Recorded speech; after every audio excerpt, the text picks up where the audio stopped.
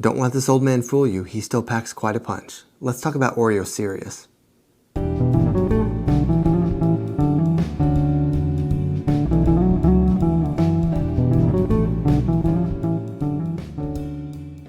What's up, fellow plant enthusiasts? My name is Dylan and this is Bane's Botanicals. Today we're going to be talking about Oreocereus. Now you may know this as an old man cactus, but that common name actually covers a couple of different genera of cacti. The one that you may be more familiar with is Fertilizing, and that one is just a little bigger, little taller, a little bushier. But I personally like Oreocereus a little bit better, but we'll get into that. Now I've had some requests to do more cactus videos, so I've been trying to kind of branch out and find more variety in the cactus family. And that can be a difficult thing to do just because there is so much hybridization and crossbreeding within the cactus family that it can be difficult to separate the different genera. And what they end up doing is they take the suffix of basically the shape of the plant, like cereus or opuntia, or even just cactus, and they will attach a prefix to it that makes it a different genus. So cereus usually means column cactus, one that gets tall. So this is an Oreocereus, there's Pachycereus, there's the Cephalocereus, there's endless amounts of different cereus cacti, which is pronounced the same way as like you're being too serious, but it's C-E-R-E-U-S. I think, aren't there clouds called Cereus? No, that's cirrus, I think, the really tall feathery ones. Anyway, so yeah, this is Oreocereus. I haven't done a cereus cactus yet on this channel, so I wanted to go ahead and make sure I cover that. And this is the one I picked just because it is very unique. I'm losing my shirt again, imagine that, but it's okay. Now, what is the hair for, right? Well, just think about it logically. You're a cactus, you're in the desert, it's super hot, it gets fairly chilly at night, especially during the winter time. What would the hair be for? Well, it's protection from sun and frost. White, of course, reflects light, and even like the thickness of this will also kind of protect it from scorching. And then, of course, when the frost comes in during the winter time, because surprisingly it does get cold in the desert, this will protect it from getting frost damage. And this one, you can see the spines on it pretty obviously. They're kind of bright orange, like there's a long one right there. I think that makes it look neat, but I think it's Cephalocereus where the spines are much more hidden. So it looks like this dainty cactus that you could go up and just pet. Don't do that. Like, that's not a good idea because you will still get poked. There are spines still on the inside for defensive measures. But this one is obvious, you don't want to pet it. Now you can touch the hairs, you know, just again, be careful. I kind of like that this one kind of has a little bit of a cowlick on it. Doesn't it look like something licked it and it's just kind of stuck up there now? But it's pretty cool. They're not spider webs. I've had people mistake them for spider webs. That would be bad news because that would be a lot of spiders. But I wonder if spiders make their home in these, like in the wild. I mean, it's sort of a pre-built web. I don't know. Anyway, here is the taxonomy information for Oreocereus. And as you can see, we are in the Cactaceae family. This is a true cactus.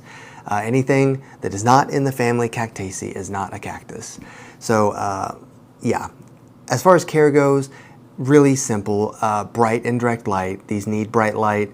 They don't really want direct sun necessarily, but as bright a light as you can give them without giving them direct sun.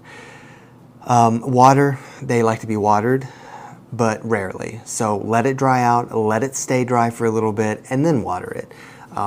You do run into the risk of root rot with these, just like any other cactus or succulent. And because it is a cactus, it's designed to go without water for a long period of time, especially in the wintertime. Some people have told me in the wintertime that they don't water their cacti, but maybe once a month even.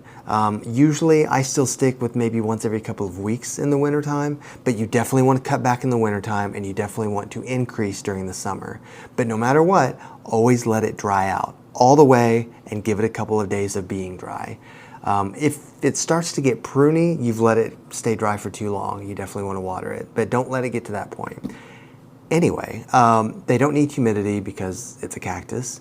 I have it in a well-draining cactus succulent soil, so it's going to have that extra sand and perlite in it for the drainage.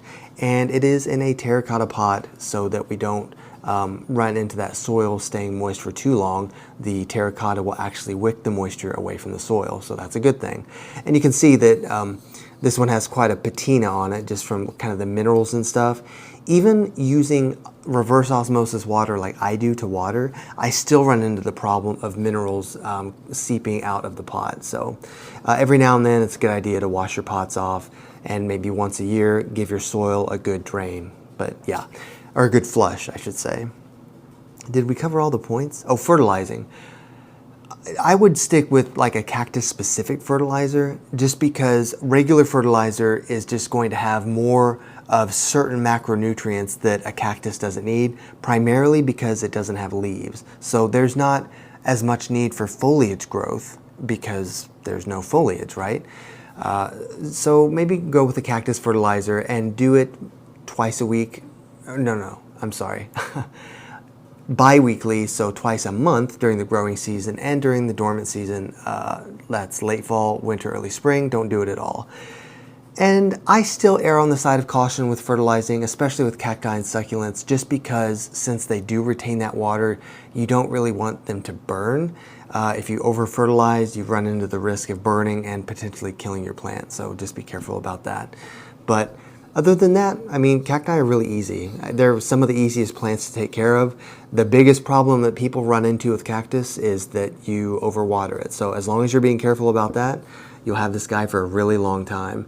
Cactus grows slowly, but they can grow pretty big. So this is definitely something that could be a generational plant. I mean, you can have it for 20, 30, 40 years as long as you're taking care of it. But yeah, I think that's all I have about Oreocereus. Let me know what your guys' experience is with Oreocereus or other old men cacti.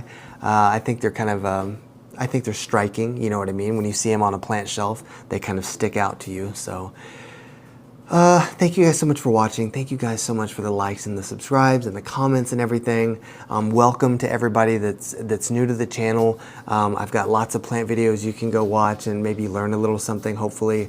And I've been enjoying our live streams together too. I'm looking forward to more of that. So thank you so much for that. And until the next video, I will see you guys very soon. Thank you.